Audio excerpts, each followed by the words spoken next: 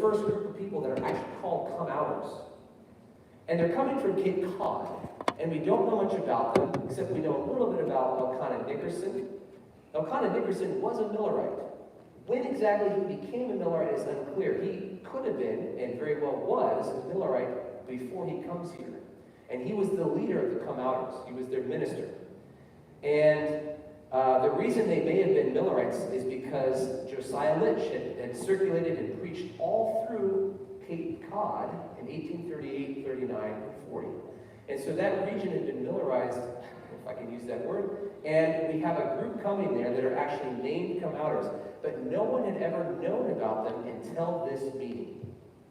And all of these radical people are coming together for a meeting that the Adventists are hosting, and the ideas of come-outerism are spreading all over. They're talking about them. The Unionists are also wanting to abolish denominations and come out of Babylon, and the come-outers come with their slant and their perspective. The Transcendentalists also are drawn to this idea of coming out of Babylon, but they go their own direction. And the Garrisonians as well, they're attracted too. But all of these groups are there, and they're trying to kind of see if they can unite, but of course they don't. And so after this meeting, they all start to go their own directions, and we see a lot of major things that happen. First of all, come-outerism will become an established anti-slavery tactic at this Millerite Christian Unionist meeting in Groton, Massachusetts. It also led to other Millerite-sponsored meetings, including the first Millerite General Conference, which was planned at the Groton Convention. They actually organized the first Millerite GC there, and in a real sense, the Groton Convention was the first collective Millerite gathering. There's also a group of conventions that were very famous called the Charter Street Conventions that are going to be hosted by the Millerites and Joshua B. Himes' Charter Street Chapel. And so even though they all went different ways, this had major significance. And I'll get to a little bit more of that as we continue. Okay, so there's a picture of Charter Street Chapel. It's a humble little meeting place, but it was very well known in anti-slavery circles because Joshua B. Himes always opened his church, and it was usually the only church you could get for anti-slavery purposes. And so there were numerous anti-slavery meetings held here and hosted by the Millerites all the way through the movement. And so the most famous of those are called the Charter Street and Bible Conventions. Here are some comments about it, just so that you see how significant this is. Henry Mayer, a biographer of William Lloyd Garrison, has said that these assemblies were the, quote, universal reformers' most ambitious undertaking. Now pause for 2 seconds. What are universal reformers? This is a collective group of abolitionists and so forth that are trying to find the fountainhead of all reform. They want to find the golden key that will unlock and be the key that leads to every moral reform that needs to happen. And everyone at the Groton Convention is looking for that key. The Adventists are looking for it. The Transcendentalists are looking for it. The Cape Cod Come-outers are looking for it. The Utopians are looking for it. They're all looking for this key. The Garrisonians as well. And so this is called their most ambitious undertaking, the Charter Street Conventions that are planned and started as a result of the Groton Convention.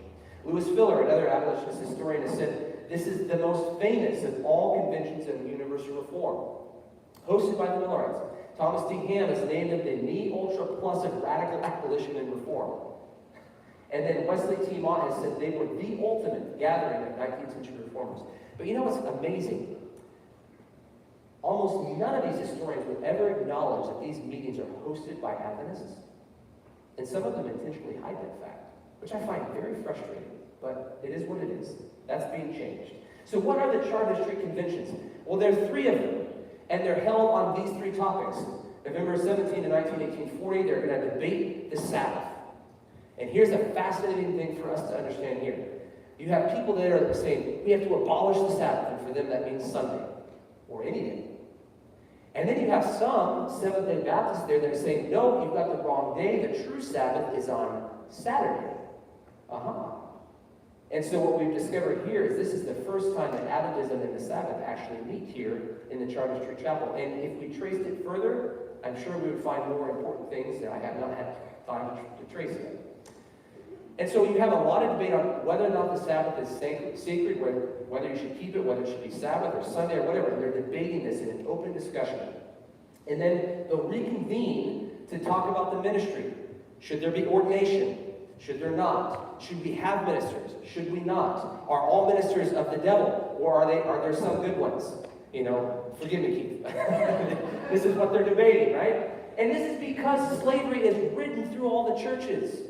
They're trying to find the root cause. Is it the Sabbath? Is that why? And they had reasons why they thought the Sabbath was oppressive. And then you had others who said, no, this is liberating. So like they're trying to, and some are saying, we should blame all the clergy. Some are saying, no, there's clergy that are on our side. And so they're really fighting over this stuff. These are really actually loud meetings that are happening there. And then the last one is the church itself. Is there such a thing as a sacred church on earth? What's its character? What is its not character? And they're all coming there into a Millerite space. In fact, I should add, the leading Adventist Millerite church in the world, the biggest one out there.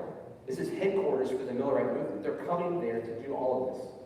Well, in the last meeting debating the church, they say, well, we need to actually talk about the Bible. Is the Bible the problem?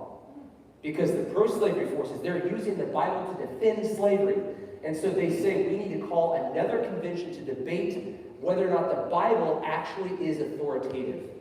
And at this point, Himes pulls out. Himes was willing to debate anything in Scripture and about how to interpret it. But when it came to the foundational authority of the Bible, Himes says we cannot support that. And he didn't let them come into his church to have that meeting. We're going to say more about the Bible in this presentation. Well, the Bible Convention meets in the Masonic Temple of all places. Maybe that's quite fitting. Since Himes wouldn't let them in. And it's the same radical collective that was meeting all the way since the Groton Convention, but reduced in size. You still have some Millerites that are there. And my favorite is Warren Allen, who's there defending the authority of Scripture amidst all of this chaos. And so, anyhow, that's going on. They only meet for one day, then they break up, and it's over. But at the end of this meeting, they say, we need to find something else. What is the root cause? Maybe it's not the ministry, maybe it's not the Sabbath, maybe it's not the church, maybe it's not even the Bible. Maybe it's capitalism. Maybe it's ownership of private property. And so then socialism, in a lowercase s, we're not talking about Russia or China or whatever. This becomes, and it's already been there with some circles, but this becomes the next thing. And this is what's driving a lot of the utopian movement. And so by 1842, there are many universal reformers who are experimenting with socialism, and some of them are going to now say we need to actually form societies where we live this out, where we actually hold property in common.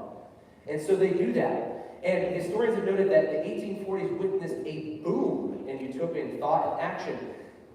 Of the some 270 societies that are known to exist between 1787 and 1919, a full 1/5 of them are organized. That's 55 societies between 1842 and 1848 alone. And Millerism is probably connected in some way to all of them. They first came together at the Groton Convention, and the Groton Convention literally, and historians have noted this, spawned a new wave of utopianism. Now, I'm not saying that Adventists are endorsing all of this kind of stuff. We're talking about some of them, okay? So just know that. Millerism was a very, very diverse group. And so here's the interesting thing, too. When socialism came onto the agenda, after the Bible had been debated, Himes says, I'm on board with that. It may surprise you. And he welcomes them back into the Charter Street Convention.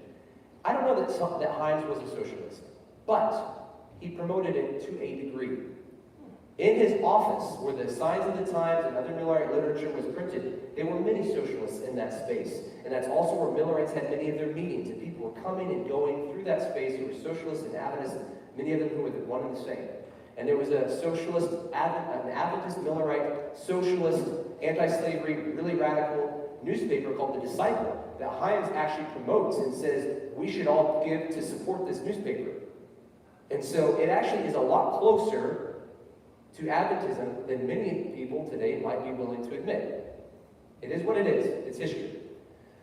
Again, I'm not endorsing any of this stuff. I'm just saying this is what happened. Okay? I'm not against socialism, I'm not for it. I'm not against capitalism, I'm not for it. So understand we're just talking about history. Excuse me. So that's back in the Charter Street Chapel. And just before that, in the Second Advent Tabernacle, which you see here, the Millerites had hosted the New England Anti-Slavery Convention in that space. And that's fun because in this building, they've got all the charts hanging on the walls, all the stuff about beasts and Daniel and Revelation, all over the building. And all the abolitionists are coming from New England to this, to this Millerite space to hold their biggest convention of the year. And so this is very fascinating. Well, amidst all of this stuff, in the rise and spread of come-outerism, we're talking about that, there is another tactic, another version, I should say, called no organizationism. Okay? And this is a particular brand of come-outerism that's going to say you cannot have any kind of organized anything. No kind of organized church, no kind of organized meeting, nothing. And so the critics called it no organizationism. And it's spreading through abolitionist ranks, it's spreading through Millerite ranks, it's spreading all over the place. And this becomes so significant that these people are saying we need to abolish anti-slavery societies because they are oppressive. The movement is so crazily diverse and fascinating, and as activists today argue and fight with one another over tactics, how do you battle this problem? The same exact things happened back then. And Adventists are caught up all in the middle of this stuff. It is a mess. It is super fun and interesting, but it's a mess. Okay? And so this idea starts to spread. And during the 1840s, another group of radical abolitionists in conjunction with no organizationism are going to start doing what Carlton Mabee has described as speak-ins. And this is a time when abolitionists are going to force anti-slavery conversations on churches that don't want them. See, what a lot of churches did at this time is they would have what they called open meetings, where you would gather and there was open discussion. You could have any kind of conversation and bring up ideas and share them, debate them, talk about them from the Bible, etc., in a kind, calm, cool, and ordinary fashion. Well, abolitionists were finding by the 1840s that when they tried to bring up anti-slavery, they would get shut down. And the ministers would forbid them talking about it. They wouldn't want that debated at all. And so what they started to do is they started to be a little bit more militant, not violent in any way, but they would go in and be a bit more abrasive and start talking about it. When the ministers tried to shut them down, they kept pushing and persisting to the point that they would be sometimes beaten and violently dragged out of the churches. Oh yeah. And so those are called speak-ins. Okay? Those are called speak-ins. And so this is going on in a lot of kind of radical ways. Some of them are doing this in the streets, and they will be arrested, thrown in jail. Some of them are thrown in insane asylums because they're speaking on anti-slavery. Well, as it turns out, the Millerites are heavily involved in this. There are Adventist participants. Now, not all of them, but there are Millerites who are doing all of these things. And so this idea of no organizationism can be traced all the way back to that Groton Convention because those ideas are being expressed. And they're also discussed in the Charter Street and Bible conventions that are held, well, not the Bible convention, but the Charter Street conventions in the Millerite Church in Boston. Then there's a woman, Abigail H. Folsom, who is one of the pioneers of both no organizationism and these anti-slavery speak-ins. And so she is so radical that she challenges even the most radical abolitionists like Garrison and others. They don't know what to do with her because she's so radical, they don't know. They actually eject her from some of their anti-slavery meetings. So she is a trouble, she's a thorn in everybody's side. But she's a Millerite. And she's been a Millerite from the very beginning, basically, because she's there at the very first general conference and she contributes financially to the cause. Millerism, in fact, is what motivates her to start doing all of this. Because Christ is coming soon, and you have to be prepared, and she is so vigilant and just strong-willed that she just darts right in there. She would say stuff like this. She would refuse to have any officers of meetings or any kind of rules that restrict freedom of any kind. And a lot of this is because a lot of times they didn't want women to speak. Okay? So she's a very fierce advocate for women's rights. Very fierce. Amen. We can like people, and for some things, and maybe a few things in her case we would not like, but she has a lot to commend her for. Everyone called her insane. I'm not presenting her that way because she really wasn't insane. But everyone called her insane. She actually got thrown in insane asylums. She happens to be the most famous Millerite who was institutionalized in an insane asylum. She's fascinating. Well, she also refuses, and she says it this way, she refused to conform to any rules, quote, except the rules and orders of God. Now, how do you argue with this, right? Is God going to come down and speak to you? What is it? So she says, I will not conform to any rules except the rules and orders of God. And she defiantly retorted that until God ruled her out of order, she was going to speak. Really, really brazen, especially in the 1840s. So she pioneers these anti-slavery speakings. She goes everywhere. She enters the Massachusetts Congress. And she's kicked out of Congress several times in Massachusetts because she's agitating anti-slavery. And another time she's agitating the case where a black man and a white woman got married. And they're trying to incarcerate them and all this kind of stuff. And she is there to protest that action. She was very radical. She got kicked out of anti-slavery meetings, every kind of moral reform meeting that was there.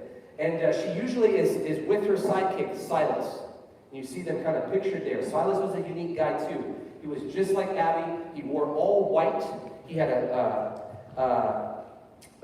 scythe handle that he always carried with him. So he was a very, very iconic kind of guy with this huge beard flowing, all white clothing.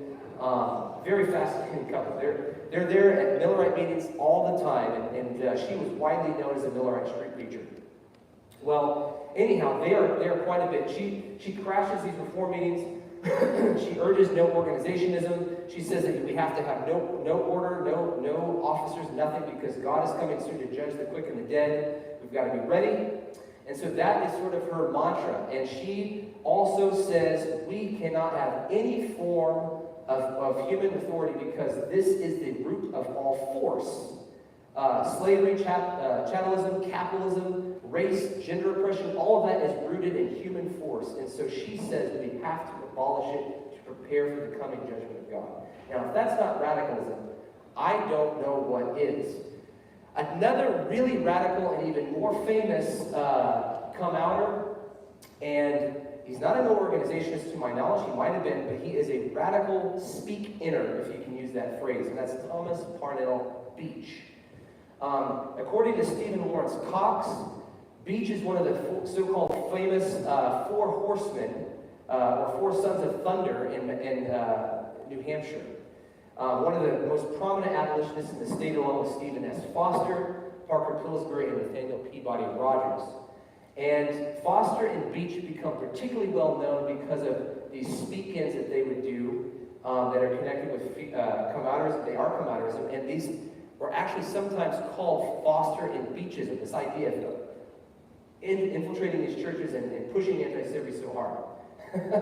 And so he knows Abigail Folsom, they're friends. He's a Millerite, and he goes out to warn people with the fervent tone of the midnight cry, warning them of the coming judgment of the bridegroom. He's a Millerite, right? And he goes there, and on June 26th, this is the most famous incident with him. June 26, 1842, he and Foster, Stephen S. Foster, and several other abolitionists, they had an orchestrated speak-in where they targeted every church in town in Newburyport. Okay? Lynn. Every church in Lynn. And they sent one or two or three abolitionists to every church who are all having these open meetings at the same time on Sunday afternoon, and they forced the anti-slavery question until all of them got kicked out. Then, on July 10, they do the same thing in Danvers, Massachusetts, and they force the anti-slavery question so much that they're violently dragged out of the church. Beach gets his thumb dislocated in the process, and it was a mess. And they're only doing what you're allowed to do, which is talk about things openly, but no one wanted to talk about slavery. And so, because of this, Beach is going to be formally indicted and imprisoned initially for an unspecified period of time. They didn't say you're sentenced for 10 days, a month. They just threw him in jail and said you're here till the cows come home. And so, from jail, Beach is going to publish this newspaper called A Voice from the Jail. And so he publishes his case and agitates his case from prison, and because he's in prison, it gave him a very nice platform to stand on, and people are like, wow, he's being oppressed. This is wrong. What happened to the freedom of speech in America? And so this led to a major push forward in the anti-slavery cause. And those newspapers do exist. There is a copy of each of them, and thankfully I've been able to read them. They're fascinating. There's so much more I could say about all of this stuff, and I cringe because I'm leaving out so many fun and fascinating and important details. The Adventists were the main ones that cared for him in prison. They were right there, and he's in prison in a town called Newburyport, and just about every abolitionist in that town was a Millerite. And so they're the ones caring for this guy, and they're pushing forward, come outers. They're so radical in that town. There's so much more to say. I'm sorry. Well, let's move on to another radical thing. Why not? So, in addition to all of this stuff that's pushing against the churches, there also is a wave of coming out of Babylon targeting politics. And there's two main ways this happens, and the first is called this Unionism, and this is the idea where the North, the abolitionists said, the North should secede from the South because of slavery. Which is what? The opposite of what happens that leads to the Civil War, right?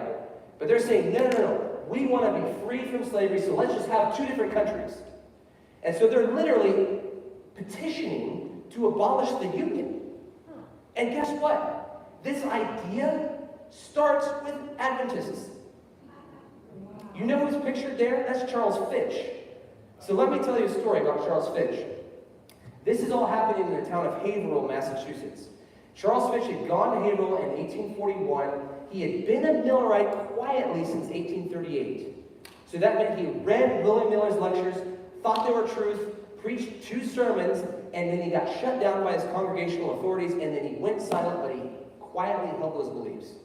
In Haverhill, though, after he's here in a church that is already dominated by a lot of Millerites, he gets bold enough and starts speaking out and becomes, from this point on, one of the most significant, powerful Adventist ministers.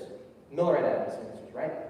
And so, right as he's doing this, in the fall of 1841, Charles Fitch is like, we are now going to be open about this, and he holds a revival, a Millerite Adventist revival, in his church in Haverhill.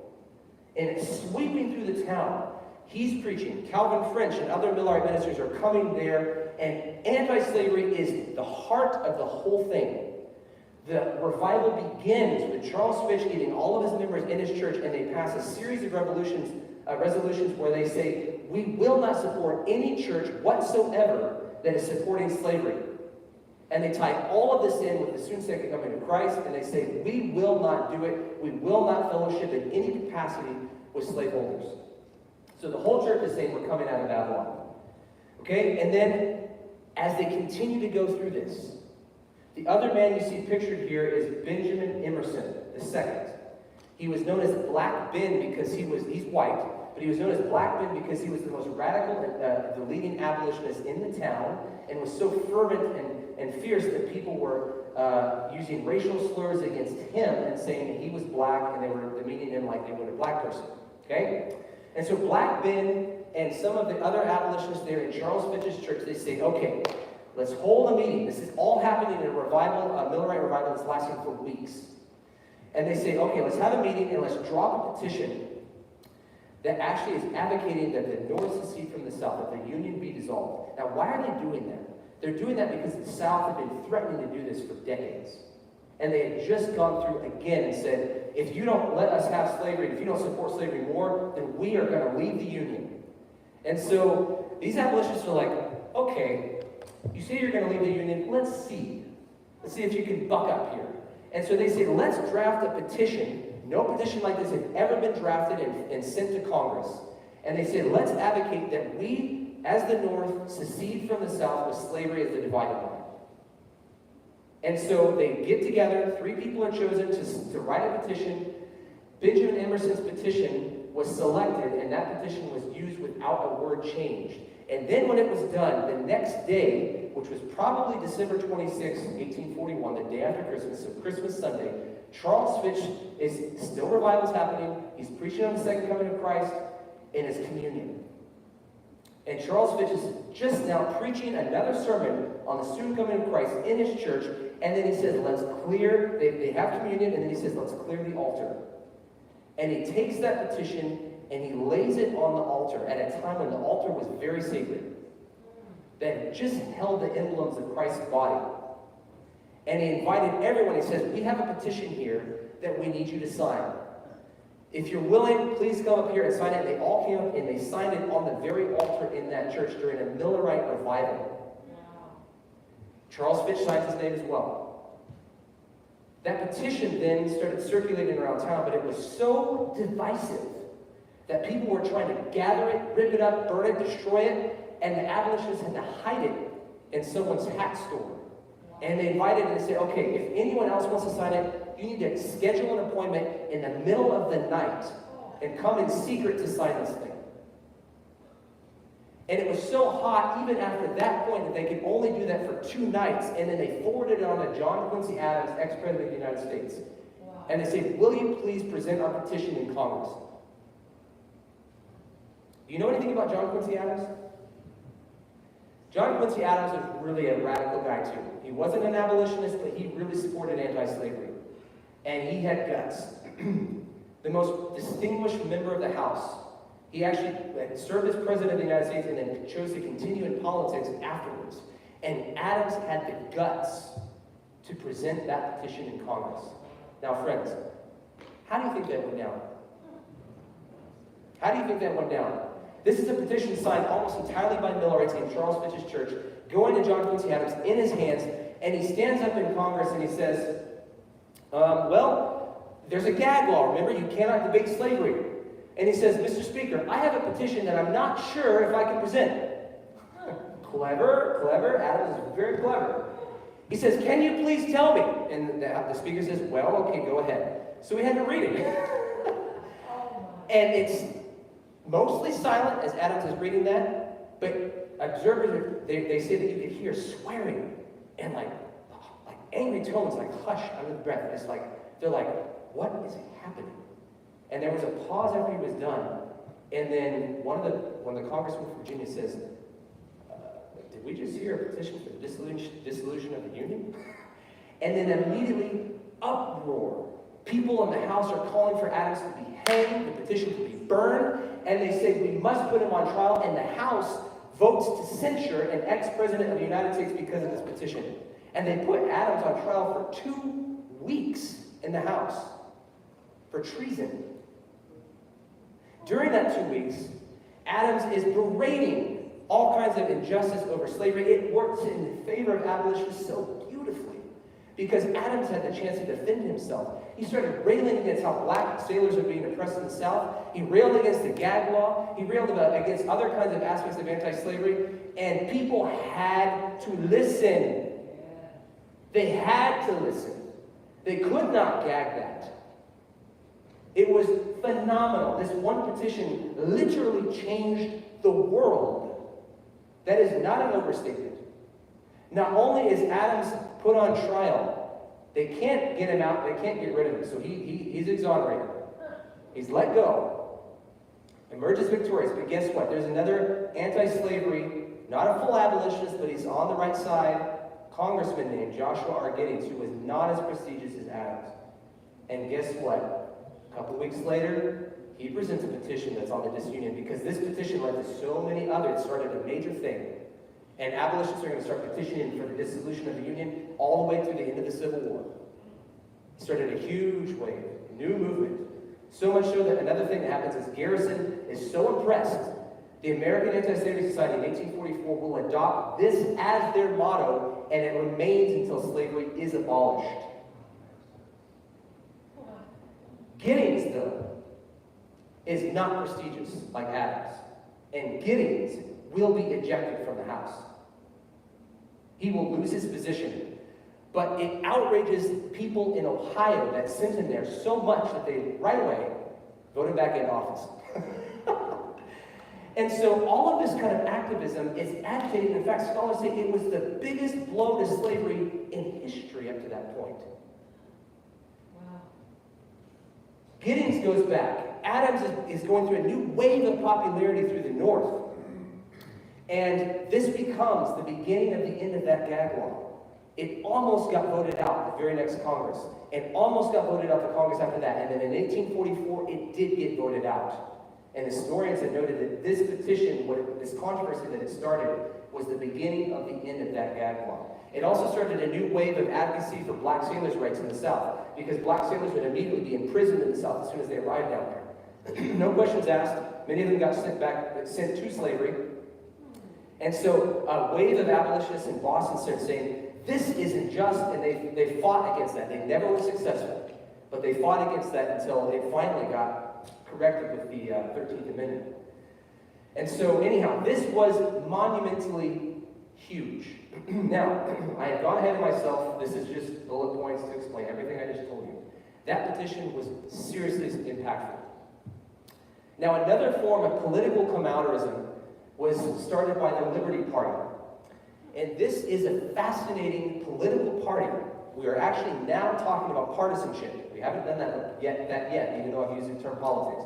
But we're now talking about it. But this is a different kind of party. This is a third party that abolitionists started because the other parties supported slavery. And they had only two things on their agenda. They demanded the immediate and total abolition of slavery and equal rights for blacks. That is it. They had nothing else on their platform. It was seriously only one agenda. It was a pure abolitionist party. Unlike the Republican Party or the Free Soil Party that will eventually carry on after the Liberty Party dies in 1848. For the most part, it dies. Actually, I'll show you it didn't completely die a little later. And so this is fascinating. Garrett Smith, who, by the way, was a Millerite and a Seventh-day Sabbath keeper by 1849, he was one of the founders of this party, and he had this to say to describe the party. It's very interesting. He says this: our great political parties are not religious parties. It is not pretended that they are. They would scorn to be so considered. Their code of morals, if indeed, this is a wonderful quote, their code of morals, if indeed it can be said that they have any, is a very low and very loose one. But the Liberty Party, on the contrary, is emphatically a what? A religious party. Fascinating. The Bible is its textbook. Have you ever heard that in the partisan political realm? This is so fun. I love this. The history of the Liberty Party is so interesting. All of it is. But the Bible is its textbook. It honestly aims to go where that book goes and to stop where that book stops. The Bible is its supreme constitution. And guess what it adds here? This is really radical stuff. Think about it. I'm going to break it down for you. And it admits the obligation of no constitution and no laws which are repugnant to the morality of the Bible. This is what we call Christian anarchism. Anarchism is not, and Garrison is all on board with this, by the way. He does not like the Liberty Party, but this idea, at the very end here, he's all over that. And so many Adventists were all over this. That does not mean that they are advocating for disorder or crazy chaos or especially violence, because they are all pacifists. But they are saying that we have one law, and it's the law of God. And if there is any law, we don't care, federal, state, town, whatever law it is, if it contradicts the Word of God, we will not obey this law. Now, there's a rich heritage here. Think of people like John Bunyan, who's in prison for preaching without a license. That's where he wrote his masterpiece, The Pilgrim's Progress, right? So this idea is old. But the abolitionists lash onto this and they say, we will not obey these laws. And we're going to see that even Ellen White supports this. I just said that. I'll explain what we mean by that specifically in the next presentation. But this is radical stuff, right? There were thousands of Millerites in the Liberty Party. This really shocked me. Because there were many, they were all over the level, they were all over the party at every level of organization, from the founders all the way, to the very, very top. But there were even candidates who believed Christ was coming in 1843 or 1844, and they're running for office in 1843 or 1844. Not sure that they'll actually ever serve their term. But they believed so fervently that you had to have your entire life sanctified to support morality and justice in the eyes of God, that even your political life had to be pure. And they said, we have the right to vote in this country, so we cannot vote for the other parties because they are immoral. But we want to vote to show our protest, to register our complaint, to show that we cannot have slavery. So they formed their own party, and Millerites are providing so much power to that party that no one in the party, even non-Adventists, could object to them. Sometimes they got a little upset. There's one case in Albany, New York, where some people in the Liberty Party in 1844, they left in October because of something called the Garland forgery. Someone forged a document that said James Burney, the presidential candidate for the Liberty Party, is actually a Democrat in disguise. And it was false, it was fake, but many people in the Liberty Party left because of that. They tended to be more of the Whig persuasion, which was the other party at the time.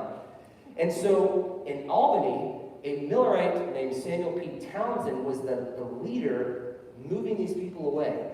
A small group of maybe 15 or 20, okay? But that was a lot for a small party like the Liberty Party, because they had not much power, right? And so Townsend is doing this, and one editor says, just kind of in passing, he's a Millerite. And Townsend writes a response, and he has to give a warning. He says, I'm not leaving anti-slavery. I'm only believing that this is better to go back to the Whigs for these reasons. He lists all of his reasons. And he says, and by the way, be careful. Because many of the leading Liberty men in Albany, which is the state capital of New York, are Millerites. Including some of your candidates for the highest offices. So be careful. And then that led to a response from the editor and said, I'm sorry, I didn't mean anything by it. I was only saying you're a Millerite, just like I would say someone's a Methodist, or someone's a Presbyterian, or someone's a Baptist. So they had that much power in the Liberty Party. You couldn't cross paths with the Adventists. And they're coming out of political Babylon because of the sin of slavery. Now, we go on as we march forward through time in 1843-44, and you get to the period of time where people start kicking Millerites out of their churches and abolitionists out of their churches. They start excommunicating them. And this leads to a shift in the come outer movement. Merritt Bates maybe have been related to Joseph Bates in some way. He does trace back to New Bedford, which is right across literally the bridge from where Joseph Bates lived. I have no idea if they're related or not. But he's an Adventist. He's a Millerite, a Methodist minister, and so forth. He lives in upstate New York by 1843. And he is excommunicated in June of 1843 from his Methodist church. And they give reasons to him. And they list them, and they say nothing about slavery, but they do say it's because of his Adventism. He's published and recommended the lectures of a certain gentleman from Albany who was a Second Adventist, and he neglected his ministerial labor to go listen to that lecture, and those are some of the reasons he is kicked out of his Methodist church. But in response, Bates is like, I don't get this. Why are you saying it's this? Because he says, it is not a little remarkable that the subject of slavery or abolition was not so much as alluded to in the long string of objections. As the minister well knew, that the one who gave him this information, that abolition was the ground of all the difficulties, why did he manage so adroitly to keep it out of the sight of the bill of acceptance to me? Why was he afraid of an abolition discussion in the conference? And you see, a lot of these churches were at the point where they wanted to gag slavery in the churches. They didn't want to debate it at all. So if they had mentioned that someone was being kicked out of the church because of slavery, that wouldn't go. But the Adventists, we can mention that. Who cares? We'll just throw them under the bus. And so they don't talk about it as abolitionism, even though that was the main cause, according to Bates himself. But they would say it's because of his Adventism. The opposite was also the problem for these excommunications. There were other Millerites who were informed that they were excommunicated because of their abolitionism, not because of their Adventism. So you have a couple of women, Eleanor Lum and Rhoda Beeman, for example, who were expelled from their churches because they had attended the women's rights activist lectures, Abby Kelly. And she's an abolitionist, and they didn't like that, so they kicked them out because of that. But it's also because they're Millerites, too. These things just blend all the time. And so, Melissa Botsford, remember we talked about her? I would have shown you the quote. But she actually is very clearly specifying that abolitionism and Adventism are the reason she's coming out of Babylon. And it gets to be so significant. There's one Philadelphia editor who throws up his hands in 1844. He's so frustrated with come-outerism, with abolitionism, with Adventism. He writes this. He says, Millerites, Garrisonians, and come-outers are most lovingly harmonious in their denunciations of churches and ministers, and they might well dispense with separate organizations. He said, just forget calling yourselves different things. Just all become the one thing, because we all know you're the same thing anyway, so just stop fooling everybody. He says, they might well dispense with separate organizations as they are all animated by one spirit and aiming at one and the same object. And it's true that many Millerites did leave Garrison. I didn't talk to you about the anti-slavery schism. There's a lot I can't get into. But so many of them stayed loyal to him, and there are actual Garrisonian come-outer meetings and Millerite come-outer meetings that they all get together every Sunday and they have church together. They didn't have separate organizations. They didn't even try. And so this is the way it goes. Now, all of this kind of come-outerism is going along until the summer of 1843, and then big things start to happen. In May 1843, the Methodist Church splits. And a big group of about 10,000 leave the Methodist Church and they form the Wesleyan Methodist Connection. Okay? An anti-slavery Methodist denomination. And the very next month, Charles Fitch preaches his very famous sermon called Come Out of Her, My People. And the whole thing is about coming out of Babylon. Most of what he says is about people rejecting the Second Advent doctrine, but you know what is crucial, which we have overlooked? He's arguing to say, okay, we all know that the Catholic Church is Babylon, so I don't need to explain how that's true. That's kind of funny to us today, but he says, we all know it, so I don't have to explain that. But he says, how can I prove to you that the Protestant churches are also part of Babylon? And he says, let me tell you. And the leading answer out of the gate, but how is it with Protestant Christendom? How is she occupied? Is she not engaged for her own aggrandizement in every species of merchandise ascribed to Babylon, even to slaves in the souls of men? Reference to Revelation 18:13. The spirit of oppression reigns in greater or less portions of the leading sects, that means denominations, unrebuked. And a man may buy or sell his fellow man and then sit at the communion table or even minister at the altar of God, where they signed a disunion petition, by the way, and by the mass of Protestant Christendom go unreproved. And Charles Fitch says, we have to come out, and this call right here leads to the beginning of all Adventist denominations. The Seventh-day Adventist Church is now the biggest among them. In every turn, anti-slavery was a driving force that led to our very beginnings. It remains. I had some critics say, because I have had some people attack me for this, because it's new and they're afraid of it. There's too much data to ignore, folks. And some of them said, that may have been true for the Millerites, but not the Seventh-day Adventists. Jane Andrews, in many places, has this statement. He says this, trying to talk about Babylon. How do we know what Babylon is? The Protestant church at the present time, he's writing in the 1850s, holds many 100,000 slaves. Nor is the fact to be disguised that the professed church is now what? The right arm of the slave power. This great fact, is it the rejection of the Advent doctrine? No. It is this great fact that identifies the Protestant church as part of Babylon with what? Absolute certainty. Imagine trying to evangelize in the 1840s and 50s and during the Civil War and tell people, your churches are all Babylon because they reject the Second Coming doctrine. That might work for some. But if you talked about the sin of slavery, you might get more of an audience. And that's what they did. This was the leading thing out of the gate. And guess what kind of person you're going to convert if you're talking about this? Abolitionists. And Joseph Bates is very explicit, in fact. He said he refused to baptize anyone until they first condemned slavery as a sin. We were an abolitionist church, folks, when we started. Ellen White writes this in the 1850s. Because we came out of Babylon, but guess what? Babylon can kind of creep back in. And there were a very few number of pro-slavery Adventists. And in the late 1850s, even some people who had been anti-slavery, they started to support things like the fugitive slave law. They're worried about a coming civil war. And so they're willing to throw black people and slavery out to just have peace in the country. And so one Adventist named Alexander Ross, the only one we know who's pro-slavery by name, he starts to speak out in support of slavery. Now, he lives in New York. There were no Seventh-day Adventist slaveholders that we know. He is simply pro-slavery. He is simply just prejudiced and racist. And what does Ellen White say? She writes him a testimony after receiving a vision in Ross's own church. And she says this to him.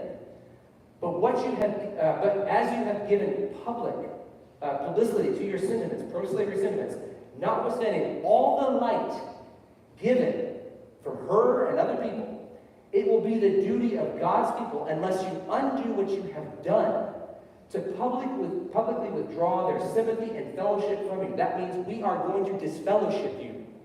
If you do not confess your sins, acknowledge slavery as a sin, and publicly admit that you're wrong, you will be disfellowshipped. Why? In order, she says, to save the impression which must go out in regard to us as an Adventist people, to let them know that we have no such ones in our fellowship. Whoa! That is heavy. And she says, and we will not walk with such a one in church capacity. We must preserve our reputation as an anti-slavery church, no matter the cost. He's not a slaveholder. He just supports it. He's just racist. No one would make that claim today. No one would be that bold today. Can we call racism a sin, folks? Because it is. And it has a manifestation today that we need to recognize. We cannot tolerate it. God is speaking through Ellen here. This matters that much to God. There should be zero tolerance. So counterism is very diverse. And in every way, except for the atheism and religious skepticism, rejecting the Bible, Adventists are part of all of those streams of thought. Few Adventists remain utopians, but there are some. But eventually, Seventh-day Adventist leaders, through Ellen White in particular, will say utopianism is not the way. But Joseph Bates is sucked into this for a period of time, and others. And there's one entire utopian society that converted to Seventh-day Adventism. The whole group just came right into Adventism. And so this was there too. So socialism was there even in our history. But Ellen White is condemning the utopianism, not necessarily socialism, but she does contend that version of it. So in general, all of these come-outers they're warring, I think that's a fair thing to say. They are warring against the evangelical majority. They're warring against the evangelical churches. Their ministers and everything. Some of them are opposing every form of organization. Have you heard in our history why the Adventists fought organizing as a denomination for a long time? Do you now know why? The anti-slavery movement had conditioned them so much against organization that this ideology consists, and they do not want to reform Babylon. And so it's not until the 1860s that we finally become officially a denomination.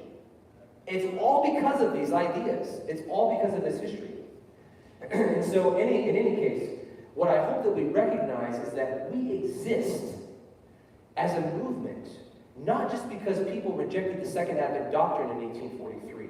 It began because they were pro-slavery, and we rejected slavery.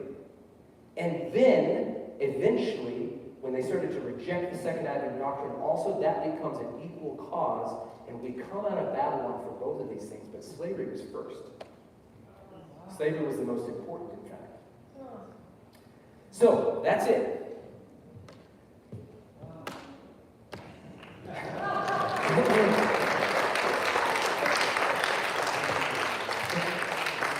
Now, we need to have a break and all of that, but maybe we're going to do questions now. So if you have questions, feel free to get up and use the restroom, but we can have questions too. Yeah, just stand up and real loud. Can I make just a public service announcement? There is a Please. blue SUV. You say there's a blue The SUV. blue SUV over on this side, that the engine is running, no one has been in it since 10 a.m. Oh, wow. Okay, so there's blue SUV, engine running over here. No one's been in it since 10 a.m. if that's your car. You might want to do something about that. Yeah. Okay, yeah. Okay, you were talking earlier about universal reform. And I wonder, my impression has always been that it started with postmillennialism. The idea that we have to create 1,000 years of peace first and create a society that Christ would be willing to come to rule over. And then, of course, it morphed into this wonderful soup that you've been talking about. In the second half of the 18th century and in America, the first half of the 19th century, where they just went in all directions. And it took another 100 years to sort it out. That's a great question. So I will repeat the question, but I'm going to warn you here. He asked kind of a technical question, so I'm going to have to get a little technical. So I know he's a history buff. Maybe were you a historian? I don't know. But it's a great question. So what he asked was, he had been told and informed that this universal reform movement was driven by postmillennialism, and that was a driving force that led to all of these things happening. Now, postmillennialism, if you don't know, is the idea that Christ will come after 1,000 years of millennium. Okay? Adventists are premillennialists. We argue that Christ comes before the 1,000 years. And here's the thing. My dissertation is probably going to rock the boat a little bit, because I am not just writing on Adventist history. In order to make my point, since no one has studied this in depth before, I'm having to actually argue against the broader apocalyptic theories that historians have accepted as gospel truth. And that is this, that they believe that premillennialists, like Adventists, and they use Millerites as the quintessential proof that this is true. They say that premillennialists withdraw from society, withdraw from political things, because they don't care about anything on earth, because Christ is coming soon, so why should you care?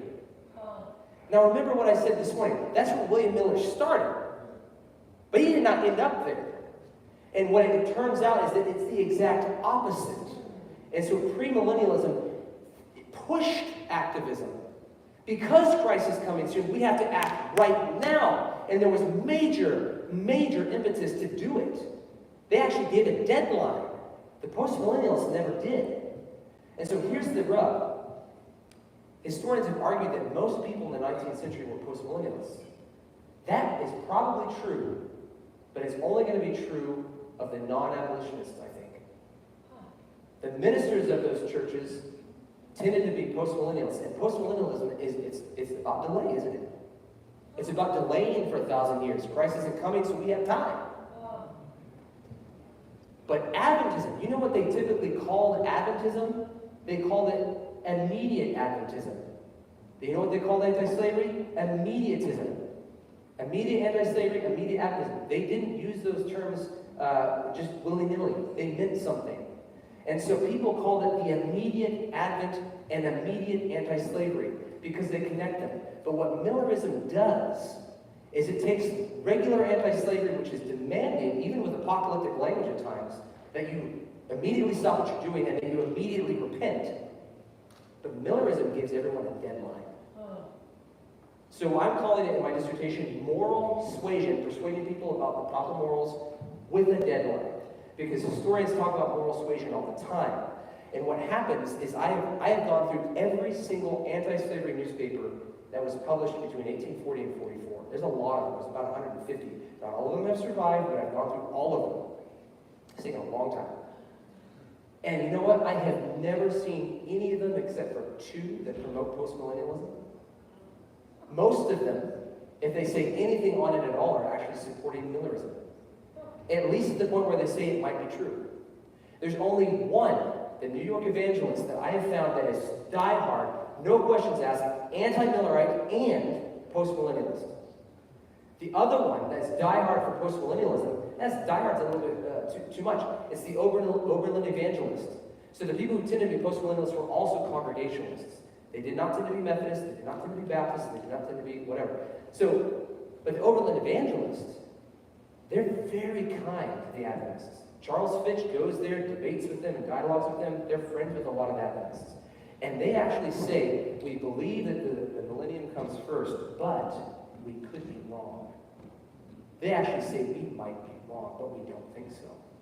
And so when I look at radical reform or reform in America, I actually, in terms of anti-slavery, I do not see much evidence at all to support the driving narrative that historians have given that it is driven by postmillennialism. It is not the case from what I've seen. So I'm actually arguing that case in my dissertation.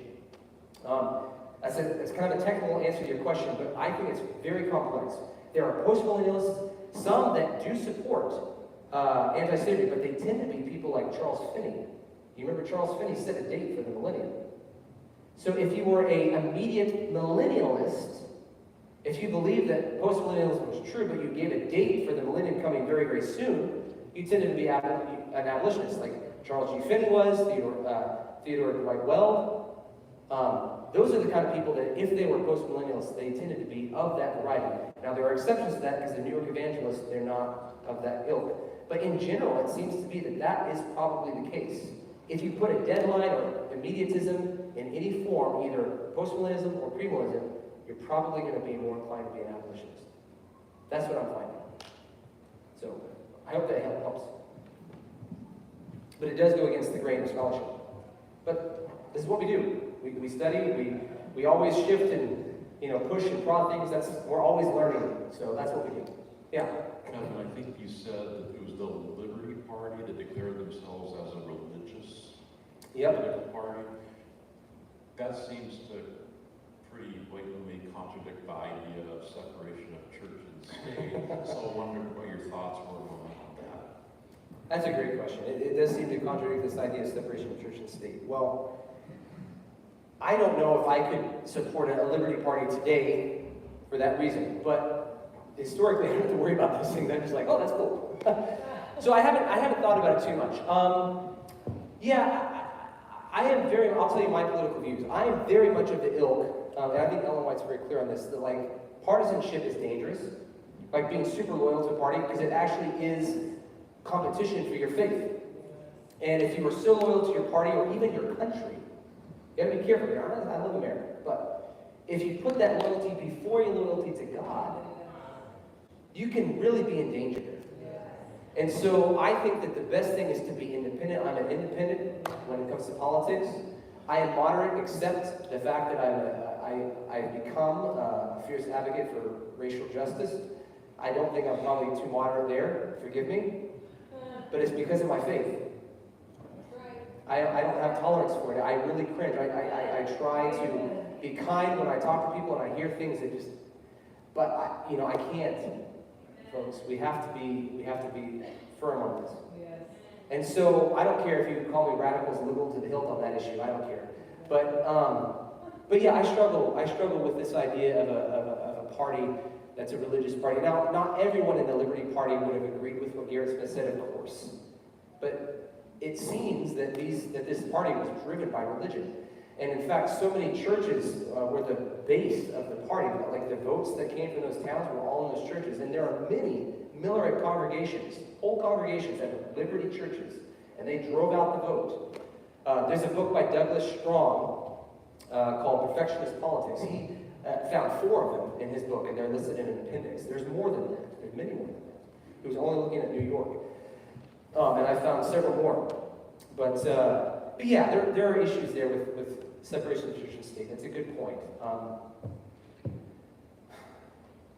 What do we do with it? I don't know. Hopefully that's a decent answer. Maybe too evasive, but whatever. I'll stop. I'll shut up. Okay, we got a question over here.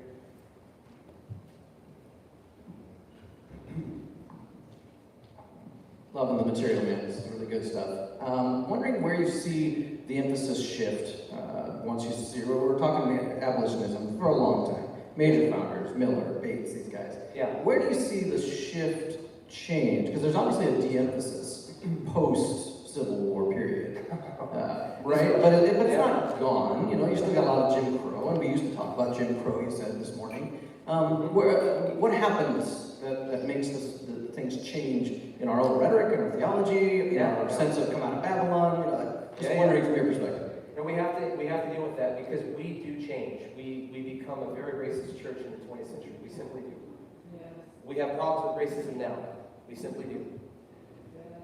So there was a shift. Now, that doesn't mean, first of all, it doesn't mean the abolitionists were not racist by our understanding of that today. They were fallible people, and some of them made mistakes. But for the most part, and I haven't seen anything really racist from the people that I know, but of course, some scholars have pointed out that even abolitionists could be racist. Be that as it may, there's a big difference in their racism of the abolitionists and the racism of everybody else. They are all clearly on the right side of the question, but they are not. This is the very beginning. I mean, we are talking in the 1830s of the first time that massive groups of white people are recognizing there's a problem with race in America. This is new. Most of them had never, in the North, had never even seen a black person. So this is really new. And so they do say some problematic things sometimes that are what I would prefer to say paternalistic. But, so acknowledging that our pioneers weren't even perfect, but they were on the right track, I think. I think what really happens that causes the shift is the Civil War ends and we say we now need to start evangelizing the South. There's an Adventist pioneer, well, not a pioneer, but an important Adventist named Arna Bonton, who was black and also a leader in the Harlem Renaissance. Very well, he's famous. He was a Seventh-day Adventist. And when Bonton is asked this question, he says, well, at the beginning, Adventists were right on race, and then they went south. And I think we can take that in 2 ways. And it's true, because what we see the very first time is a really, I wish we could talk about it, but I guess we will now. Joseph Clark and Sarah Clark, really radical Seventh-day Adventists, refuse in any way whatsoever to compromise slavery. When the Civil War is happening, Joseph Clark is so adamant that the North find an alternative source for sugar, so they don't rely on sugar from the South, and he starts to experiment with Chinese sugarcane on his farm in Ohio, and then he writes in the newspaper to tell other farmers how to do it. That's Joseph Clark. He's also the one who advocates and argues that the Seventh-day Adventist Church needs to have its own regiment in the Civil War, in the Union Army. He's a militant guy. He's not a pacifist. We'll talk about that a little bit in the Civil War later. But we had a lot of a lot of combatants actually in the Civil War. We'll talk about that a little bit in the next presentation. Well, after the Civil War, the Freedmen's Bureau goes down to the South to start teaching them there. And they start teaching them and giving blacks an education and so forth. And they're hanging out there until Reconstruction ends in 1877. Because Northern troops were there to protect them in their work. But in 1877, through a political compromise, they agree to pull out troops to give the presidency to the Democrats.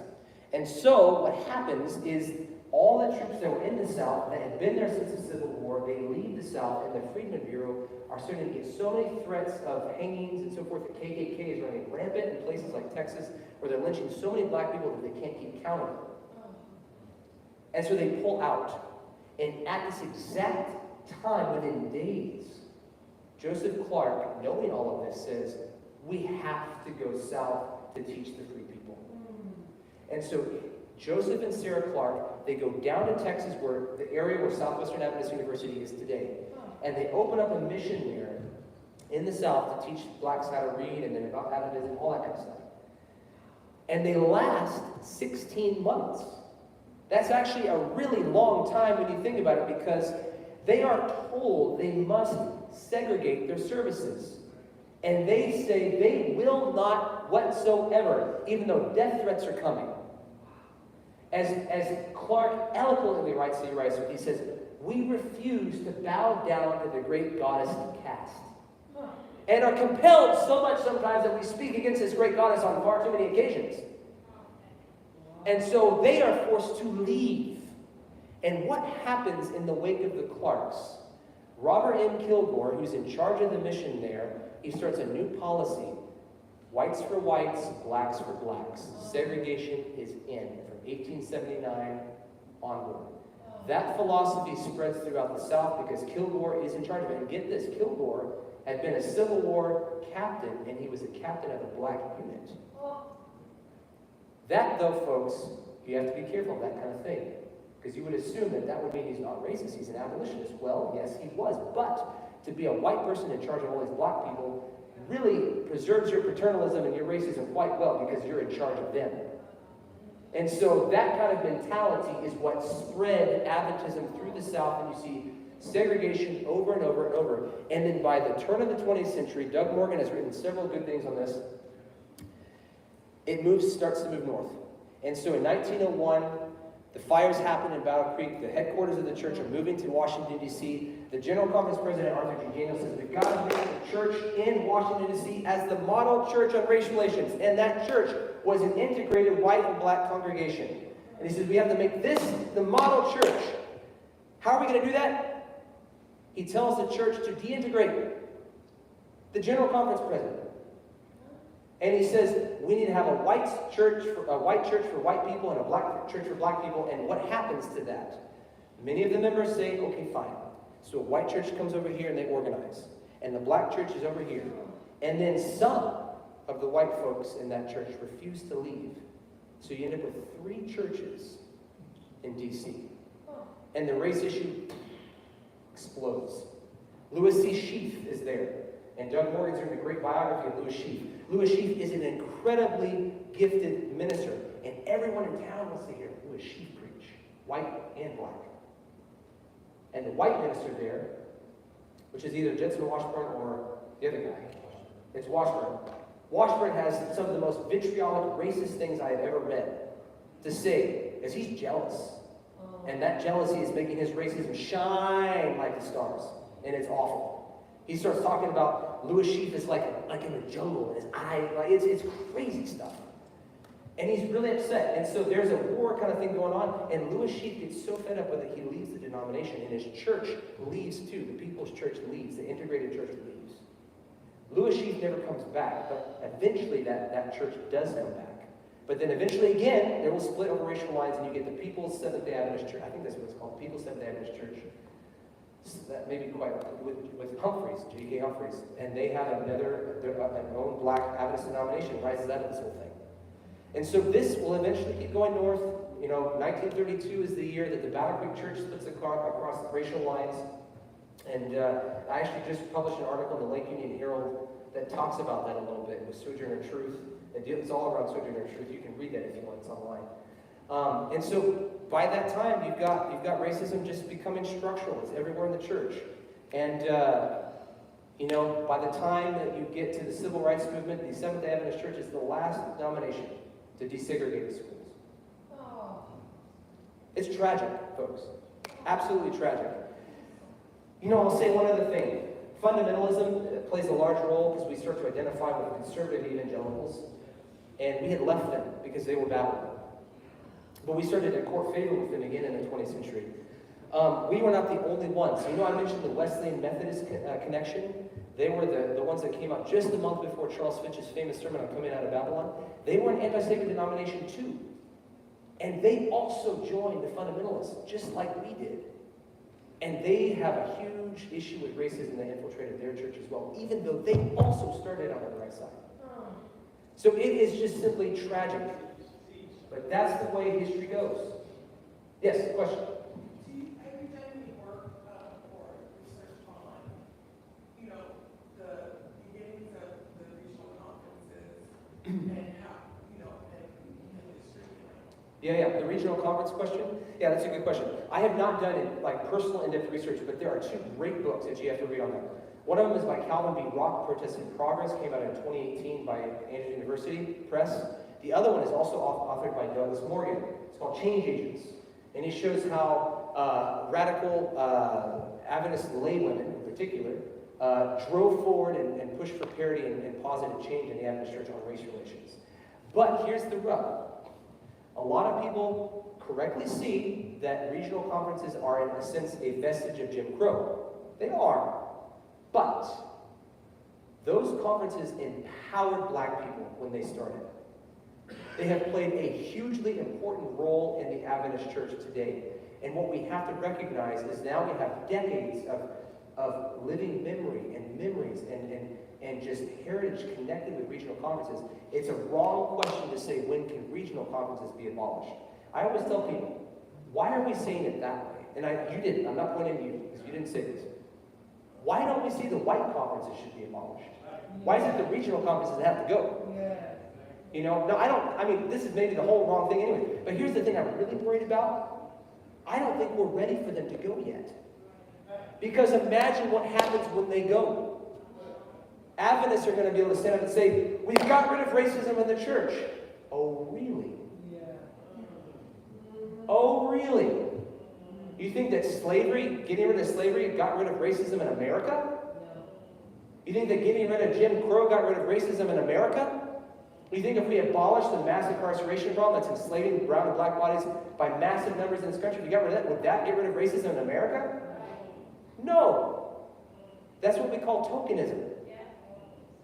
Just like Obama electing one black person president. Great. That's one.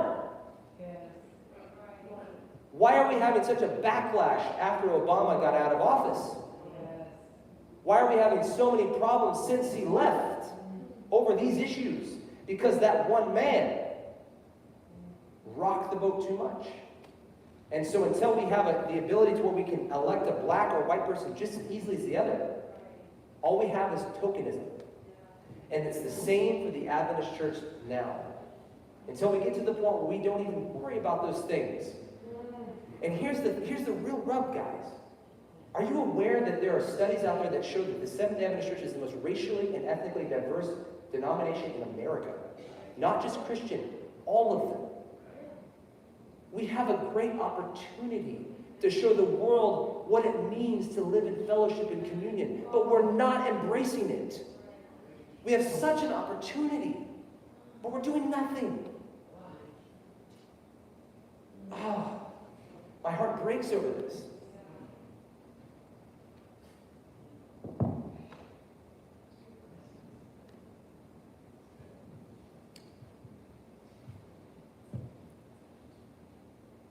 Yes. Just a quick comment on this color line issue. For lay people, Matthew Lucio's podcast on Adventist history covers it very well, very completely. Probably takes about 4 hours of listening to it on your phone. It's excellent. Yeah, he's a good friend of mine. Matthew's a good guy. And Greg too. We have a chat. Communicate every week. Thank you for promoting that. I just want to make a quick comment. Yeah. Osceola University was found to be the most racially diverse university in America. Really? Yeah, it doesn't surprise me. Andrews University has always been in the top 3 for like the last, I don't know, and it's been rated #1 as well. About 40 years? It's been a long time. And here's the thing that's really cool about that. Let me just champion Adventism for a second.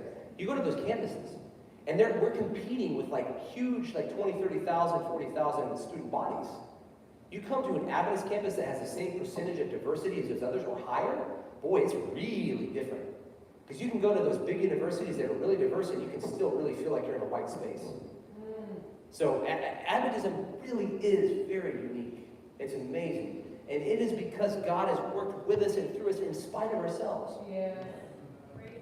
Praise the Lord. Because we really do have a wonderful message for this world if we can get past ourselves to share it. Yes.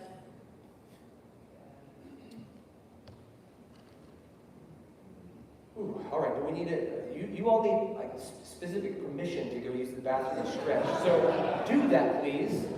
We'll still do another one. So what should I say, 3:30? Should we get back at 3:30 in 13 minutes? About 10 minutes? Okay, come back in about 10 minutes. I need. We just want to say thank you, compliment you, and forgive you. I'm not used to go. Yeah. But, oh, good. Praise God. Thank you. Praise God. Praise God.